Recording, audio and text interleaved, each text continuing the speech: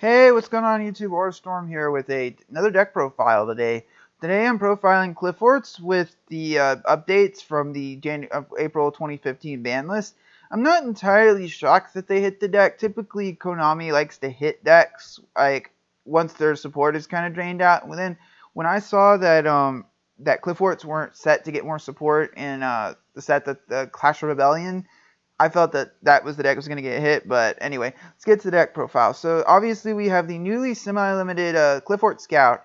Having it at 2 copies does hurt a little, especially when but you also have to think about the fact that MSTs won't be mainboarded as much. Like at most, like in a lot of decks, you're only going to see maybe 2 copies, and the Qliphorts already have built-in ways of recycling it, and even at 2, I think it's still going to be that difficult to open Scout, especially with like all the consistency cards Qliphort players usually run. 2 Qliphort shells. I've always thought Shell is one of the better Qliphort monsters, and especially with Scout's semi-limitation, this card just gets better because it is difficult to summon because it requires 2 tributes rather than 1, but I really like this card because it does piercing damage, and a lot of times against Qliphorts, your opponent will go on the defensive, and Shell doesn't care because it attack twice, and it does piercing damage, so that's why I like it. Still rocking 2 copies of Disc.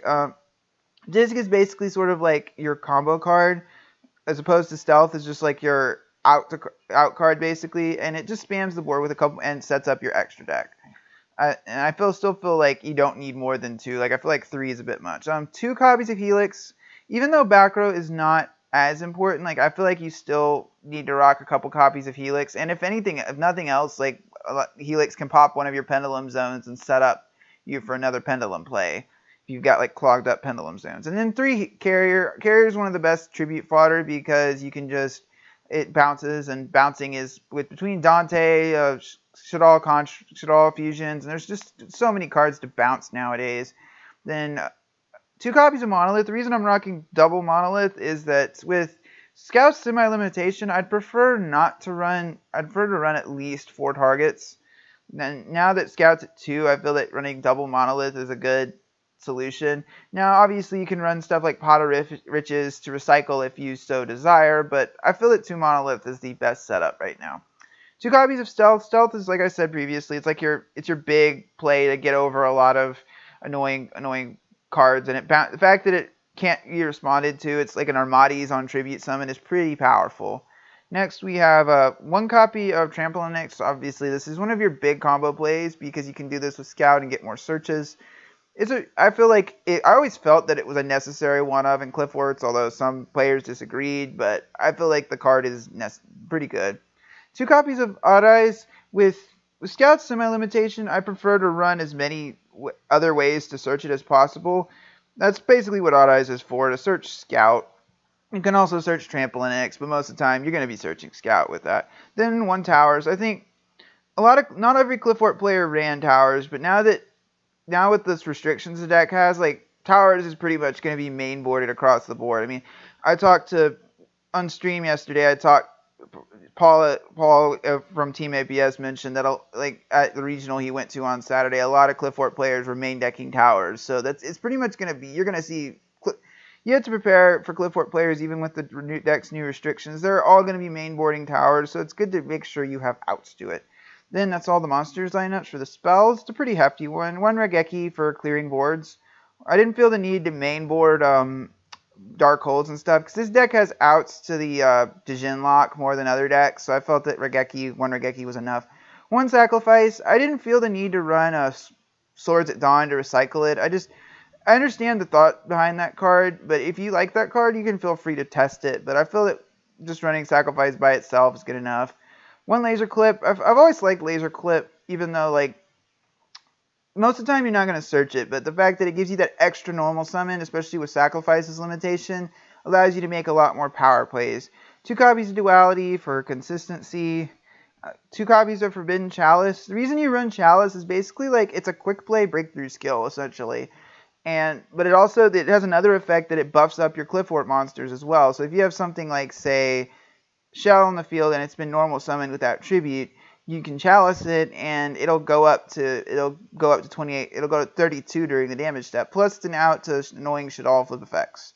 3 summoners art, self-explanatory pretty much. Searches your monoliths and scouts. 2 MSTs, I mean, if you feel that MST is a bit subpar, you can feel free to cut it, but I still feel that 2 MSTs in the main board, especially in a deck like this, is pretty key. Because a lot of people are going to be side decking or main decking cards like Mistake and stuff, so it's best to have the MST rather than not be prepared.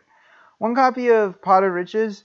This is basically just to recycle your scouts and stuff. I mean, you can run this or Climate Change or both, but I feel that Pot of Riches is nice because it recycles your Pendulum and lets you draw a couple extra cards. Whereas Climate Change, it's a trap, so it's slower, but it also puts them in your hand rather than back in the deck. So it's up to you which one you like. 3 copies of Soul Transition. I've always liked Soul Transition in Qliphorts, and I feel that it's one of those cards where even though you want to open with it, so that's why there's 3 in here. 2 copies of Recreate. I felt that I was testing 3, but I felt that 2, especially since Recreate is searchable, I felt that you really don't need 3, because there's not times you're going to run that 3rd target. 2 Mirror Forces, and for just board clearing and stuff, and then 1 Climate Change, as I mentioned previously. The extra deck really isn't, that you're not going to really go into it, but I'll go briefly into detail. A couple copies of Ragna Zero for the Mirror Match, Fire Fist, and BAs. A couple copies of Castel. 1 copy Honor Arc, 1 Black Ship of Corn, 1 Rhapsody and Berserk, 1 Exciton, 1 number 85 Crazy Box. You can feel free to change it. 1 copy of Karen Gorgon, 1 Photon Papilloperative, 1 Yugioh Marrowgeist, 1 copy of Heartland Draco, 1 copy of Diamond Crab King, and 1 copy of Dark Rebellion Exceed Dragon. I went quickly because, like I said, Qliphorts don't really go into the extra deck very much, but except on occasion. So, anyway, guys, I'd like to thank y'all for watching the video today. I really appreciate it when people watch my videos. Tune in on Tuesday, Thursdays, and Fridays for more Yu-Gi-Oh content. Also, I will be moving my streams.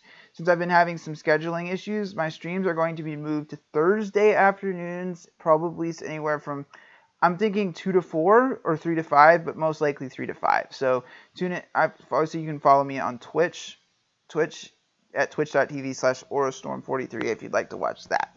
So anyway, guys, I'd like to thank y'all for watching. This is AuraStorm signing out.